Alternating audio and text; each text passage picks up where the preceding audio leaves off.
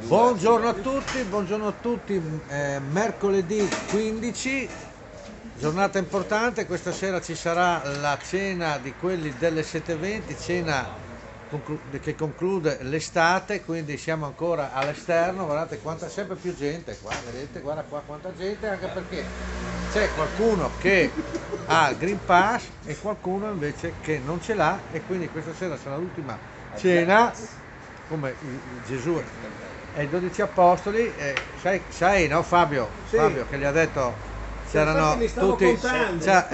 parla lui, fa lui. No, voi state zitti o no? E quindi c'era, domani. chiudo? Se devo chiudere, chiudo. C'è Romana che non è di Roma ma è ceca. Grazie Romana, puoi andare. Ma vedi come ride, sempre ride lui. Allora, a questo punto, per esempio la cena, sai che c'era Gesù come tutti i suoi, no? 12 agosto. Ecco, lui entra la cameriera e gli fa, ma voi siete apostoli? Sì, grazie, e non hanno mangiato. Questa la capirete piano piano. E mi è venuta quella che hai detto prima, che c'è questo tuo amico che ti fornisce... No, mi dirò.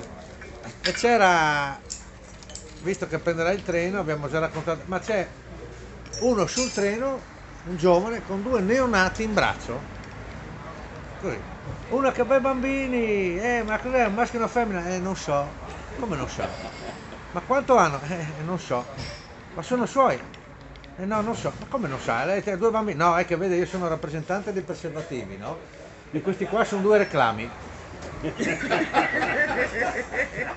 Sono leggere e veloci. Allora, ci vediamo questa sera. A Dio piacendo e andremo avanti. Ciao.